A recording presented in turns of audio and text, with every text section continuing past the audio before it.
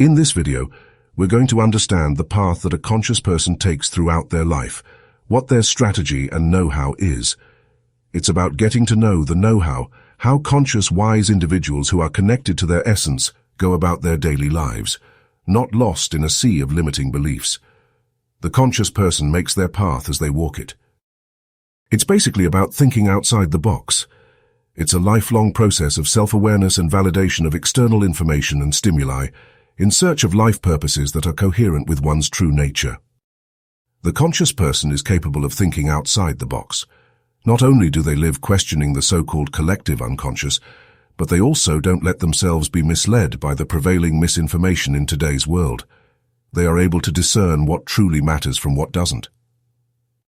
Once again, it's about questioning the so-called collective unconscious. It's the journey of challenging all the beliefs with which we have been conditioned and programmed by society, generation after generation, throughout our lives.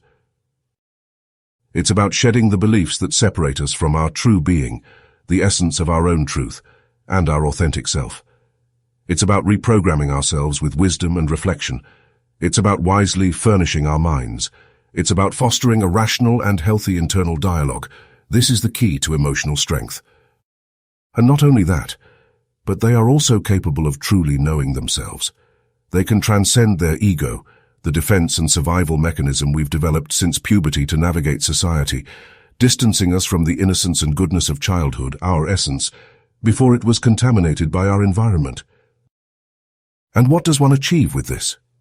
It's Jung's process of individuation, the process by which an individual decides to cultivate their talents, bring out what they truly are, and become the person they are meant to be.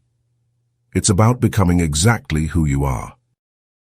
It's the person who doesn't chase after carrots. It's about developing the best version of oneself, but this version well understood.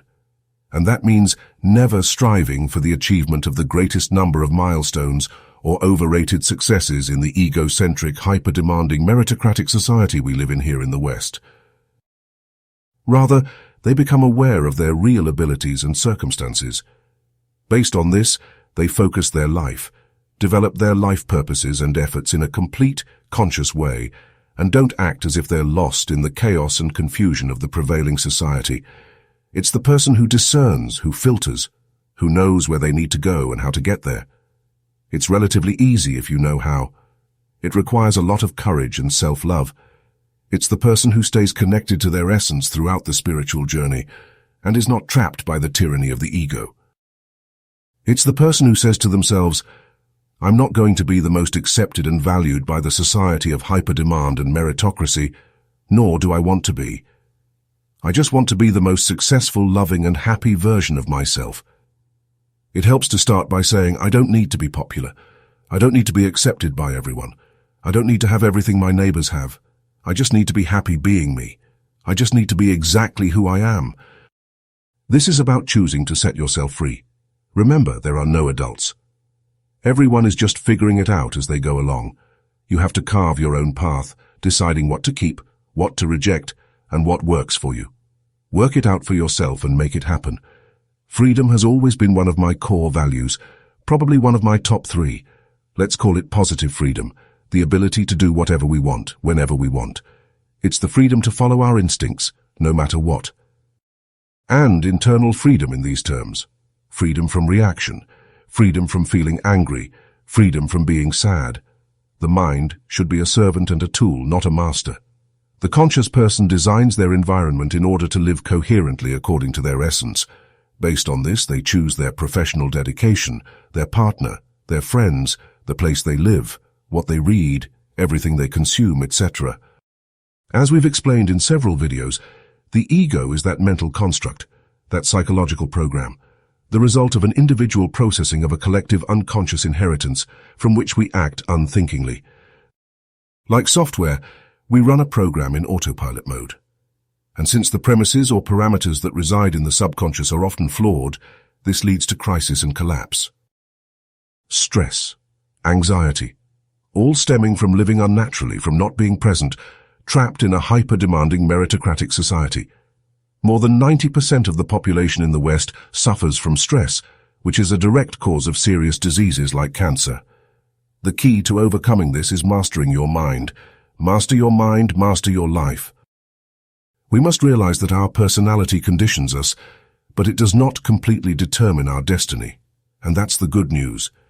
Through personal development, we can champion our minds and in this way master our lives. Once again, it's about establishing an adaptive strategy that is coherent with ourselves. It's about achieving a balanced, intelligent, rational, wise, and realistic vision, while knowing how to discern the extent to which we can productively improve our reality and what lies beyond our reach. We must align our goals and expectations with our personality, our way of being, and our possibilities. Because knowing your potential, understanding your abilities, and recognizing how far you can go is key to self-awareness.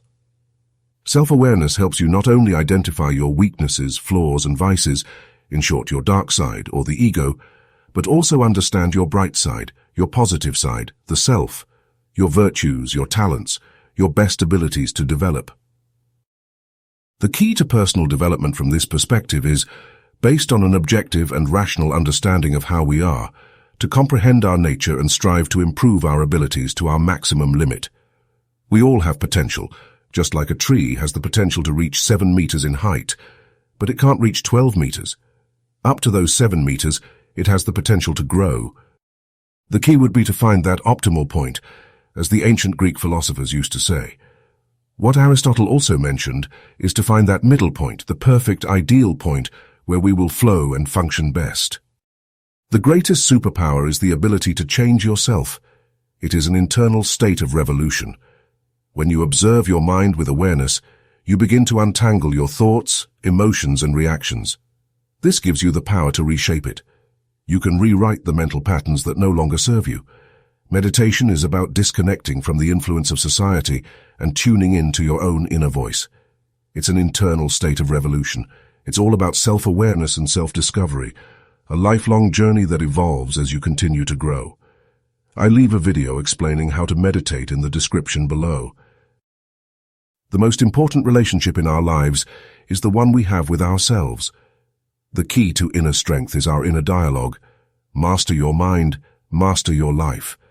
Perhaps the most important thing is to develop the ability to have discernment, to consume only good information, and to filter the information received, knowing what is correct and what is incorrect.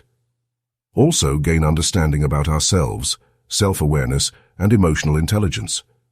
To do this, we need to attain discernment. And for this, we will use tools like our intuition as a compass and maps like the Enneagram. I'll leave a distribution list of related videos on the Enneagram in the description. Aware individuals introduce good information into their minds daily. They read every day, listen to good podcasts or videos, and set aside time for reflection. Little by little, they learn, gaining discernment, and this is thanks to neuroplasticity. I'm not religious, but I'm spiritual. Whether through spirituality, religion, Buddhism, or any path you choose, it is essential to understand the laws of the universe. Science is the pursuit of truth, and mathematics is the language through which science and nature communicate. Mathematics plays a crucial role in tackling the complexities and challenges of life. The good news is, you don't need to master advanced mathematics. What's essential is having a solid grasp of basic statistics, arithmetic, and similar concepts. You should be fluent in statistics and probability, both forwards and backwards. Whether you're looking to make money, pursue science, or understand areas like game theory, politics, economics, investments, or technology, mathematics is at the heart of it all. It's a fundamental language of nature. Nature itself speaks through mathematics. Mathematics is our way of decoding the language of nature, and we've only begun to understand it. We must be aware that we know nothing about the deep reality of things. We only have a superficial understanding of the world. Furthermore, we live in a world of real-time information, immersed in an excess of data and information. Nowadays, data is often called the new oil. Data is a valuable asset, but just like oil, it must go through people and be refined to gain value. This is data literacy. Data literacy is the ability to read, work with, analyze, and argue with data. This is not data science. Not everyone in the world needs to be a data scientist, but everyone needs to be comfortable reading, analyzing, and arguing with data, to succeed in today's digital world and make smart, data-driven decisions, such as choosing the best time to buy a house based on market trends, picking the right diet plan based on your health data, and more. And this is a skill accessible to everyone, much like basic arithmetic. The skills of reading, mathematics, data literacy, and persuasion are essential for navigating the challenges of the real world. Persuasion, in particular, is crucial. Being skilled in persuasion is crucial because if you can influence others, you can get a lot done. I believe persuasion is a real skill, and the good news is that it's something you can learn, and it's not that difficult. We'll dive deeper into this in our upcoming series on communication with awareness. Stay tuned for new videos that will be linked in the description below. And contrary to what has often been claimed, it is scientifically proven that we can learn new things at any age. It's well established that both meditation and learning bring about positive changes in the brain. Neuroplasticity refers to the brain's ability to form new neural connections, and nature is so wise that the brain remains highly adaptable at any age. It doesn't matter if you're 20, 70, or even 105 years old. The key is to maintain the mindset of a beginner. What truly makes a difference is, above all, humility, interest, and curiosity. I don't know, but I want to know. First and foremost, read. Read, listen to podcasts, or watch videos and movies as much as possible. Make reading and reflection part of your daily routine. Just like you exercise your body, exercise your mind. Learn to enjoy it.